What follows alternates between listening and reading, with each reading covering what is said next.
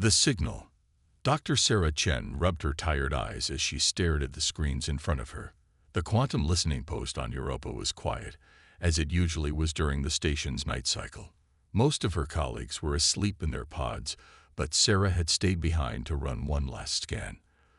The massive array of quantum receivers stretched across Europa's icy surface, listening to the whispers of space that most other civilizations had long stopped paying attention to. The coffee in her mug had gone cold hours ago. Sarah reached for it anyway, then stopped. Something was different on her screen. Among the usual background noise of space, a pattern emerged. At first, it looked like any other signal, but this one pulsed with a regularity that caught her attention. "Computer, analyze signal pattern from Sector 7, she said, her voice barely above a whisper in the empty control room. The computer's soft blue light filled the room as it processed her request. The response came quickly. Signal contains encoded quantum information. Pattern suggests artificial origin. Attempting translation. Sarah's heart began to beat faster. In the 5 years since humanity had built this listening post, they had picked up plenty of space noise, but nothing like this. She watched as the computer worked, decoding layer after layer of the complex signal. Then words began to appear on her screen. Not in any human language, but the computer's translation matrix handled it well enough. To any who can hear us, we are the Nilari. Our star dies. Our world ends. We have little time. Please, if you receive this, respond. Sarah's hands shook as she read further. The message continued, becoming clearer as the translation improved. The Nilari explained their situation. Their sun, once stable, had begun to show signs of imminent supernova. Their civilization, though advanced in many ways, had never developed fast enough space travel to evacuate their population of 8 billion. But what made Sarah's blood run cold was the next part. The Nilari had already asked 17 other spacefaring civilizations for help. Each one had refused. Some said it was too dangerous. Others claimed it would cost too much. A few simply never responded. Computer, verify signal origin and timestamp, Sarah ordered, her voice stronger now. The results shocked her even more. The signal was coming from a star system 300 light-years away. But thanks to quantum entanglement technology, the message was being received in real time. Sarah reached for the emergency protocol button. This wasn't something that could wait until morning. As she pressed it, red lights began flashing throughout the station, and a low alarm sounded in all quarters. Within minutes, the control room filled with other scientists and technicians, many still in their sleek clothes. Station Director Kumar arrived last, looking concerned but alert. "This better be good, Dr. Chen," he said, but fell silent as Sarah showed him the message. The room grew quiet as everyone read the Nilari's plea. They all knew what it meant. Earth, barely a century into its space age, was far behind most galactic civilizations in technology. They had only just figured out how to build this listening post, using plans shared by more advanced species who saw humans as amusing primitives. But as Sarah looked around the room, she saw something in her colleagues' eyes. Where 17 advanced civilizations had seen an impossible task, these humans saw a challenge. Where others saw acceptable losses, they saw 8 billion lives waiting to be saved. Director Kumar straightened his back and pressed the direct line to Earth's United Council. "Get me Council President Adebayo," he said firmly. "Tell her humanity just received its first real test as a spacefaring species." The choice. The United Earth Council chamber had never been so full. Representatives from all 218 nations sat shoulder to shoulder in the circular hall. The emergency meeting had been called just 6 hours after Dr. Chen's discovery on Europa, and already the chamber buzzed with tension and excitement. Council President Adebayo stood at the center podium, her dark blue formal suit a stark contrast against the white marble floor. On the massive screens behind her, the Nilari's message played on repeat, translated into every human language. "We face a decision unlike any in human history," she began, her voice steady. 8 billion lives hang in the balance. That's about the same number as our own population. Before she could continue, a light flashed on her podium. Another signal was coming in, this time from the Galactic Advisory Council. The room fell silent as 3 holographic figures appeared. A tall, silvery being from the Arxos Empire, a floating cloud of intelligent gas from the Mist Collective, and a crystalline entity from the Zenith Alliance. Humans, the Arxos representative spoke first, its voice translated smoothly. We must warn you against what you are considering. The Mist Collective representative swirled in agreement. Your species is young. Your technology is primitive by galactic standards. Attempting to save the Nilari would bankrupt your economy and set your development back by centuries. The math is simple, the Zenith representative added, its crystal form sparkling. The energy required for such a rescue would consume resources needed for your own growth. 17 civilizations more advanced than yours have already calculated this and made the logical choice. President Adebayo listened politely, but those who knew her could see the fire in her eyes. She looked around the chamber, at the faces of humanity's representatives. Some looked scared, others determined, but all were paying close attention. Thank you for your advice, she said to the holograms. But we will make our own choice. After the alien representatives disappeared, debate broke out in the chamber. The Chinese representative spoke of the technical challenges. The Brazilian delegate worried about the economic cost. The Nigerian representative wondered if their ships could even make such a journey. Then, an elderly woman stood up. She was Maria Hernandez, representing a small South American nation. The room quieted as she began to speak. In my village, she said, her voice carrying clearly through the chamber, there is a story of a great flood that came many generations ago. Our ancestors had little food, barely enough to survive. But when refugees came from the flooded valleys, they shared what they had. Many said it was foolish. They said we would all starve. But they took the risk, because that is what makes us human. Her words seemed to shift something in the room. More representatives began sharing similar stories. Tales of times when their people had chosen to help others despite the cost, despite the risk. The Japanese representative spoke of villages that had burned their own fishing boats for fuel to keep shipwrecked sailors warm. The Australian delegate told of indigenous communities that had shared precious water with strangers in the desert. The Polish representative recounted stories of families who had hidden refugees during wars, sharing their last bits of food. President Adebayo called for the vote. The chamber's screens lit up as each nation made its choice. When the final tally appeared, she didn't even need to announce it. The results were clear. By a vote of 218 to 0, she declared anyway, her voice now filled with emotion. Humanity chooses to attempt the rescue of the Nilari people. She paused, looking at the worried faces of her fellow leaders, then smiled. They say we are too primitive, too young, too weak. But they forget something important. Sometimes the most advanced answer isn't the right one. Sometimes the right choice isn't about mathematics or logic. Sometimes it's about doing what needs to be done, simply because we can try. The chamber erupted in applause, but everyone knew the hard part was just beginning. They had made their choice.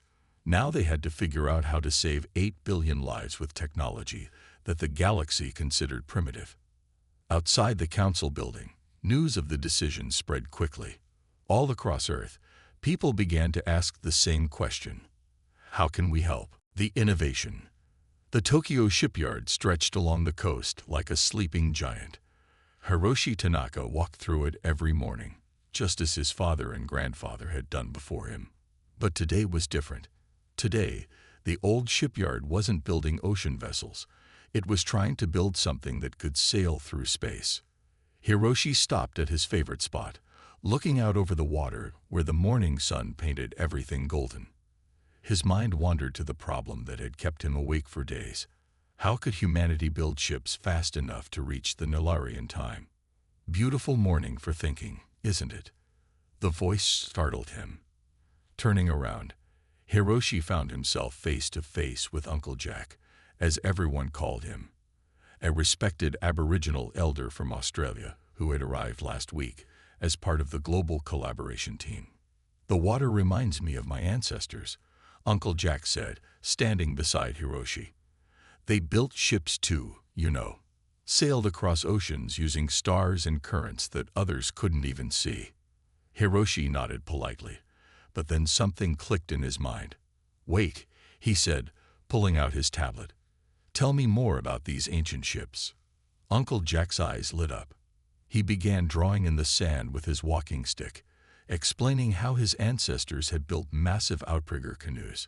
These vessels used multiple hulls and giant sails to harness the ocean's power, traveling vast distances with minimal energy. Hiroshi's fingers flew across his tablet as Uncle Jack spoke. The shipwright's mind began combining the ancient design with modern technology. What if they could build spaceships the same way?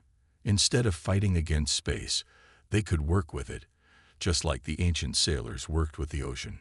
"Look here," Hiroshi said excitedly, showing Uncle Jack his rough sketches. "We could use quantum solar sails instead of cloth ones.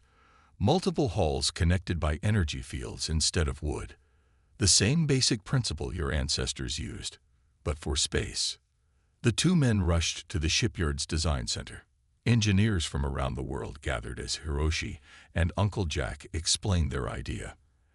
At first, some laughed. It seemed too simple, but as they ran the numbers, the laughter turned to amazement. Dr. Sarah Chen, who had first received the Nilari signal, joined by video call from Europa. "The quantum physics actually supports this," she said, her excitement visible even through the screen. "Traditional ships would need massive engines and fuel, but these space outriggers could use the solar winds and quantum currents we've already mapped." The design team worked through the day and night. They combined Japanese shipbuilding techniques with Aboriginal navigation wisdom. Korean engineers added their expertise in quantum materials. Indian scientists contributed breakthrough work in solar sail technology. African metallurgists provided new alloys that could withstand the stresses of space. By the third day, they had their first complete design. The ship looked unlike anything ever built before. It had three main hulls connected by shimmering energy fields. Massive quantum solar sails stretched out like giant wings, designed to catch both light and the mysterious currents of space itself. President Adebayo visited the shipyard to see the design herself. She stood silently as Hiroshi and Uncle Jack explained how it would work, how it combined humanity's oldest knowledge with its newest technology. "The advanced civilizations think we're primitive because we still remember our past," Uncle Jack said proudly. "But sometimes the old ways show us new paths forward." The president smiled, looking at the holographic display of the ship design. "How soon can we start building?" Hiroshi checked his calculations one last time. "With global cooperation and using shipyards worldwide, we can have the first prototype ready in 2 months, a full fleet in 6. The Nilari have about 8 months before their star goes supernova," Dr. Chen added from the video screen. President Adebayo nodded decisively. "Then we have no time to waste. Humanity just became shipwrights for the stars." As the sun set over the shipyard, Hiroshi and Uncle Jack stood together again, looking at their design. Neither spoke, but both knew they had just changed the course of human history by remembering its past. The preparation. The world had never seen anything like it. Every continent, every country, every city was working together. Old enemies put aside their differences. Rich nations shared their resources with poor ones. From the largest factories to the smallest schools, everyone had a part to play in humanity's greatest project. In the streets of Mumbai, children collected old electronics for recycling. The precious metals would help build the quantum circuits needed for the space outriggers. Their parents worked double shifts in newly converted factories, turning ordinary materials into spacecraft parts. "Look, Mom," shouted 8-year-old Priya, holding up an old phone she'd found. "This one still has gold inside it." Her mother smiled, adding it to their growing collection. Every little bit helped. In Russia's Siberian forests, lumber workers cut special trees selected for their strength and flexibility. Though the ships would be made mostly of metal and advanced materials, the design team had discovered that certain wooden components worked better than artificial ones for the support structures. "My grandfather planted these trees," said Victor, the head lumber worker, touching one trunk gently. "He never knew they would help save another world." The former weapons factory in Texas now built solar cell components instead of missiles. Sarah Chen, who had first received the Nilari signal, visited to check on their progress. She walked the factory floor with Maria, the facility manager. "We used to make things that could end lives," Maria said, gesturing at the shimmering quantum sails being carefully assembled. "Now we're making things that will save them." In South Africa, a massive shipyard had been built in just 2 months. It stretched for miles along the coast, its giant cranes reaching into the sky like metal giants. Here, the largest pieces of the space outriggers would be assembled before being launched into orbit. The project manager, David Nkosi, stood at the highest point of the facility, watching thousands of workers below. They came from every African nation, working side by side. Some had been soldiers in opposing armies just months ago. Now they shared meals and worked together, united by a common purpose. In Antarctica, scientists worked round the clock in the cold and dark. They had discovered that the extreme conditions were perfect for testing the quantum field generators that would hold the ships together. Dr. James Wong hadn't seen sunlight in weeks, but he didn't mind. "Every test we complete brings us closer to success," he said, checking the latest results. "The Nilari's sun won't wait for perfect conditions. Neither can we." Even the International Space Station had been transformed. It now served as a training center for the future crew members. Astronauts from different space agencies trained together, learning how to operate the new ships. They'd practiced with simulators based on Hiroshi and Uncle Jack's design. Commander Elena Rodriguez floated in the station's observation module, watching Earth spin below. "We're not just training to fly ships," she told her crew. "We're training to make history." Back on Earth, in the United Council chamber, President Adebayo received daily updates. The latest report showed they were ahead of schedule. 87 ships were under construction. The quantum sails were testing better than expected. The crew training was going well. But what touched her most was the last page of the report. It showed pictures from around the world. Children donating their old toys for recycling. Elderly people teaching young engineers about traditional building methods. Former enemies working side by side.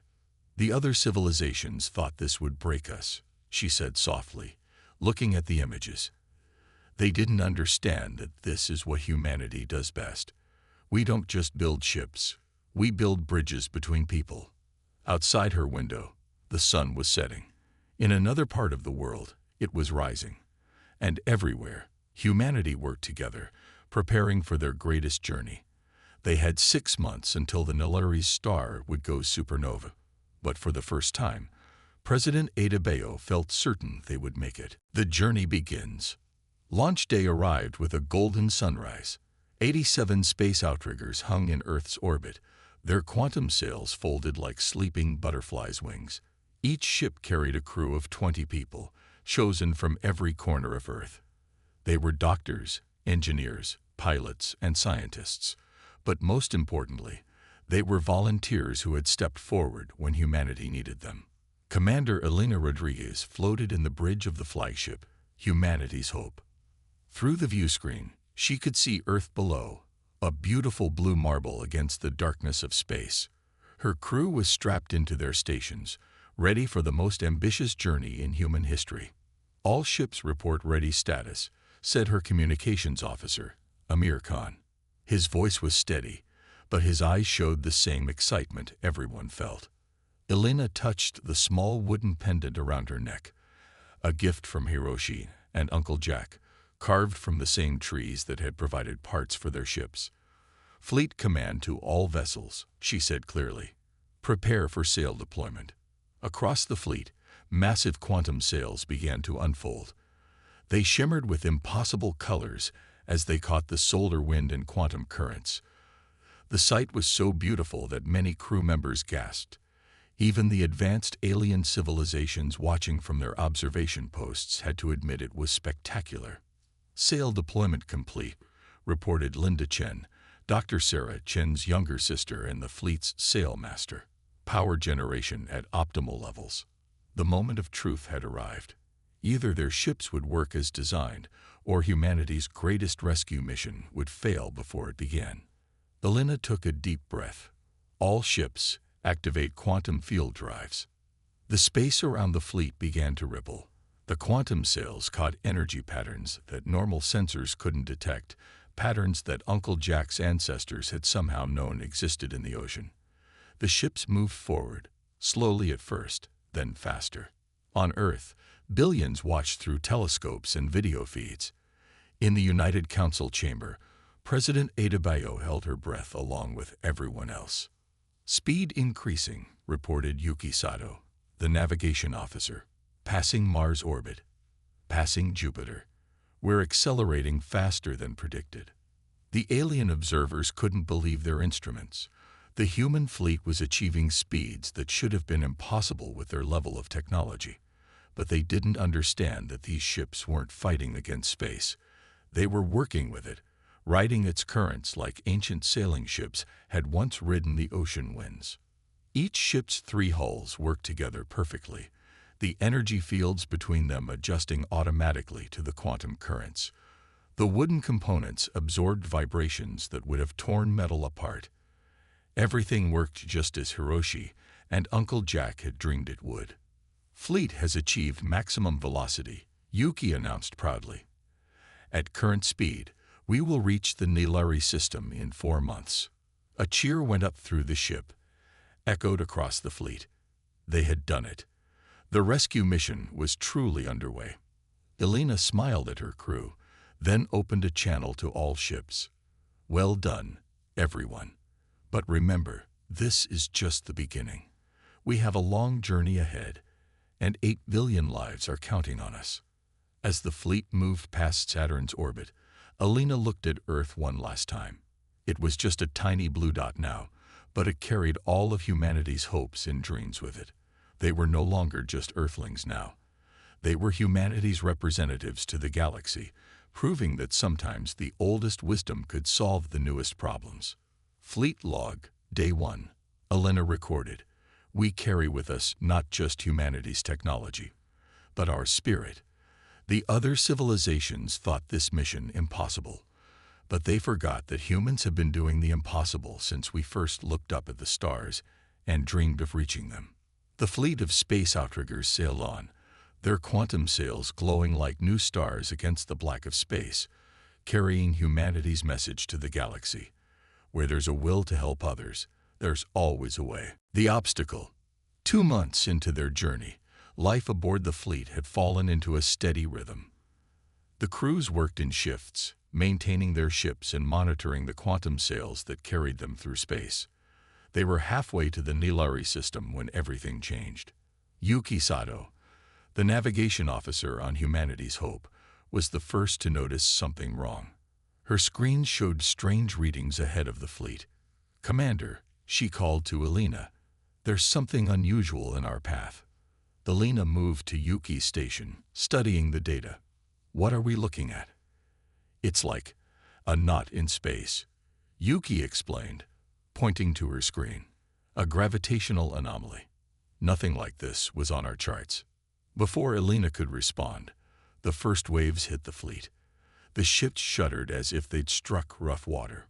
Warning alarms blared across all 87 vessels.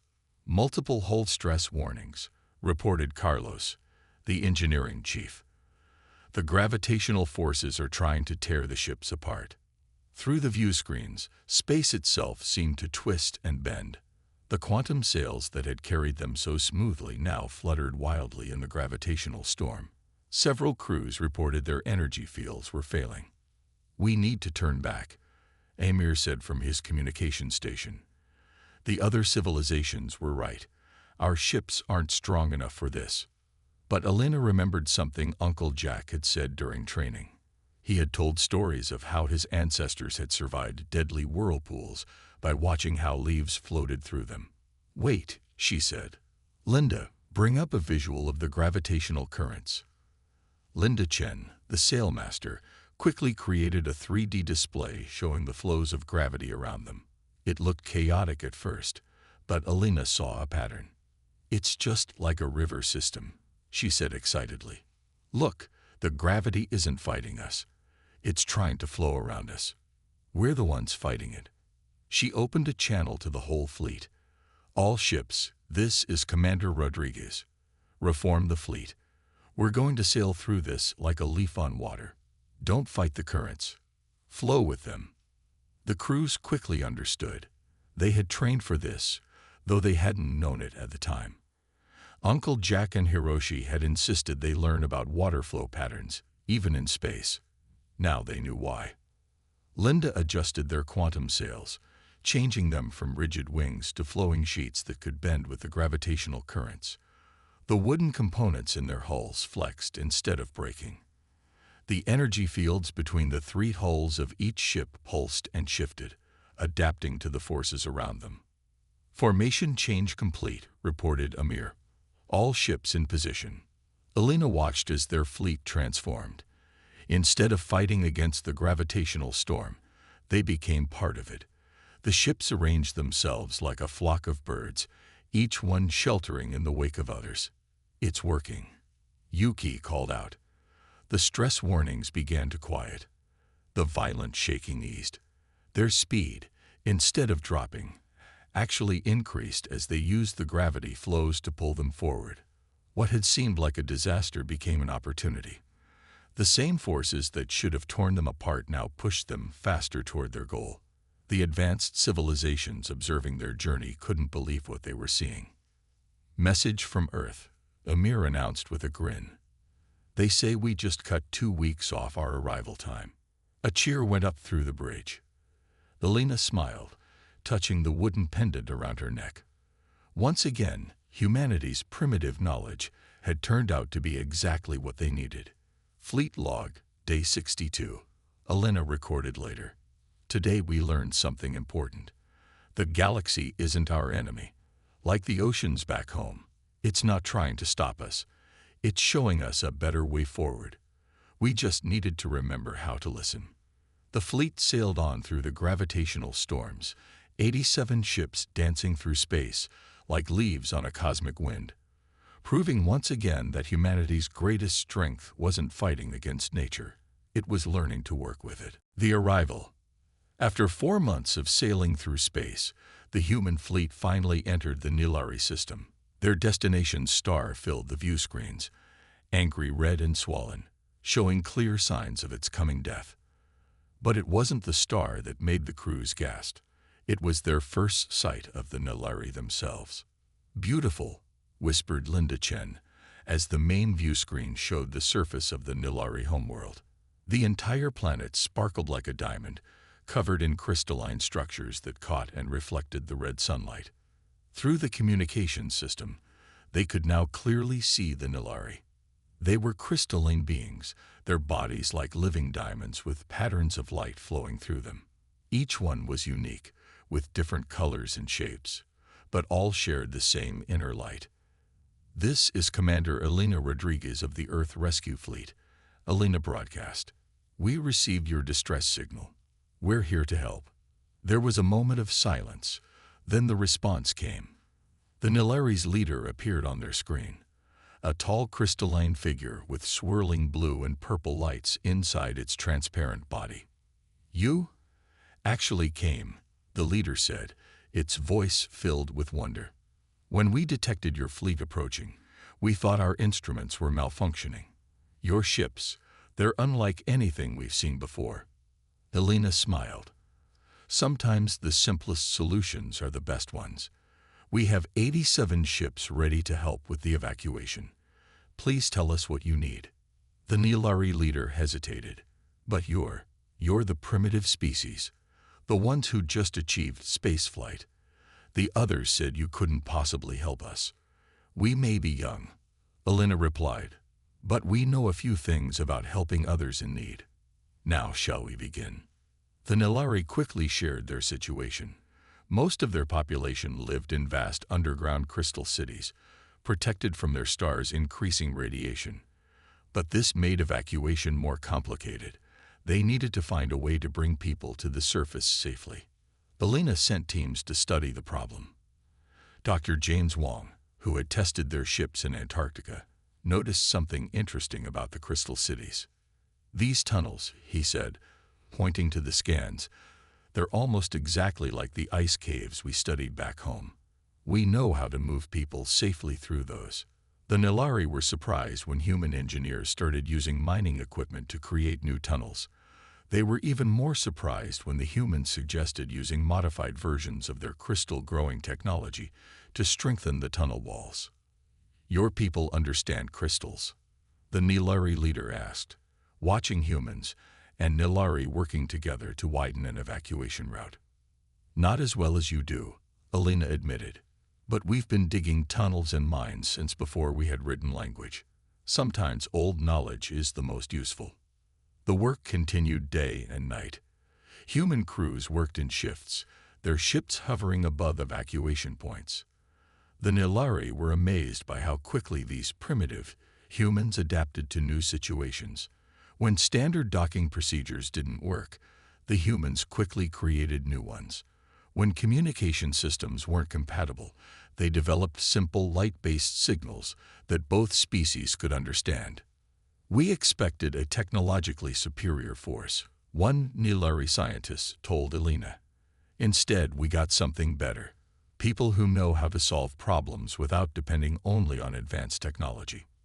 From the bridge of humanity's hope, Alina watched as the first groups of Nilari were safely brought aboard the fleet.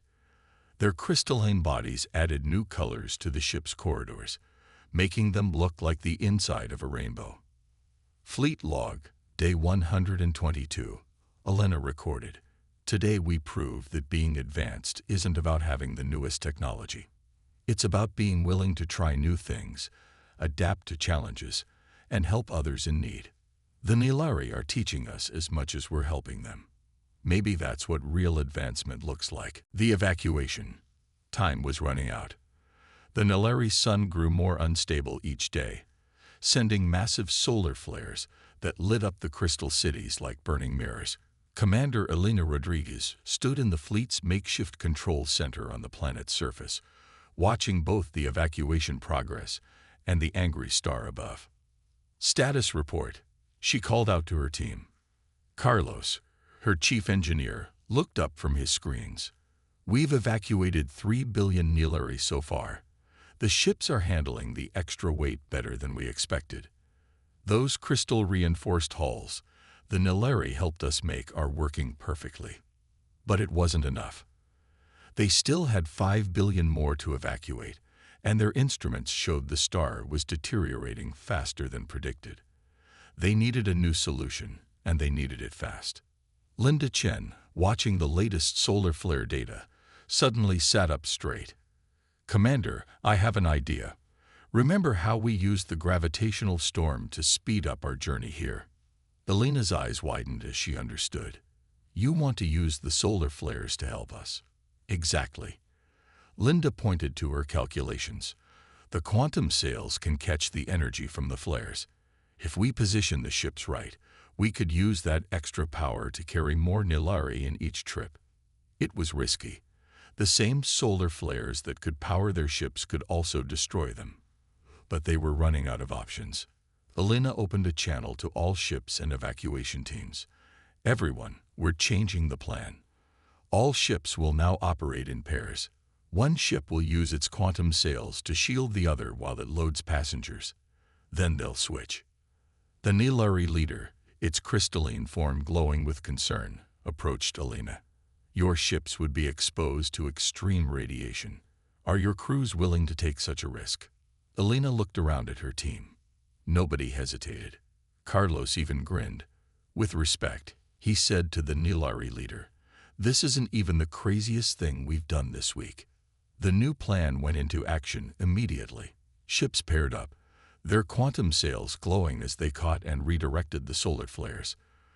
The Nilari were amazed at how quickly the humans adapted their ship's energy fields to work with the crystal technology. Underground, the evacuation teams faced their own challenges. A major tunnel collapsed, threatening to trap thousands. But Yuki Sato, normally a navigation officer, remembered something from her childhood in Japan. "My grandfather was a mine rescuer," she told the worried Nilari. "He taught me that sometimes the best way past a collapse isn't through it. It's around it." She showed them how to use sonic mapping to find natural crystal caverns they could connect to create new evacuation routes. The work was exhausting. Humans and Nilari worked side by side, racing against time. When the human crews grew too tired, the Nilari shared their energy-focusing crystals, helping them stay alert. When Nilari children were scared to leave their homes, human crew members told them stories about Earth's oceans and forests, promising to show them these wonders one day. 2 more billion loaded, Amir reported from his communication station. 3 billion to go. The sun threw another massive flare, bigger than any before. The paired ships caught it with their sails, their hulls groaning under the strain. But they held together, the wooden components flexing instead of breaking, the crystal reinforcements glowing but holding strong. "Fleet log, emergency entry," Elena recorded, watching her crew's work. "They said we were too primitive to help, but being primitive taught us something important. When you can't overpower a problem, you learn to work around it. Sometimes the old ways are the best ways. And right now, they're the only ways we've got." The legacy. The human fleet emerged from hyperspace near their destination, the peaceful star system with a suitable planet that the Nilari had chosen as their new home. All 87 ships had made it, their hulls bearing the scars of their incredible journey, but still holding strong. Commander Elena Rodriguez stood on the bridge of humanity's hope, watching as the Nilari caught their first glimpse of their new world through the view screens. The planet was beautiful, with vast oceans and 3 small continents. It wasn't exactly like their crystal home, but it had potential. 8 billion Nilari safely evacuated, Amir reported proudly. Every single one of them made it. The Nilari leader, who had traveled on humanity's hope, turned to Elena. Its crystalline form glowed with emotions that humans were just beginning to understand.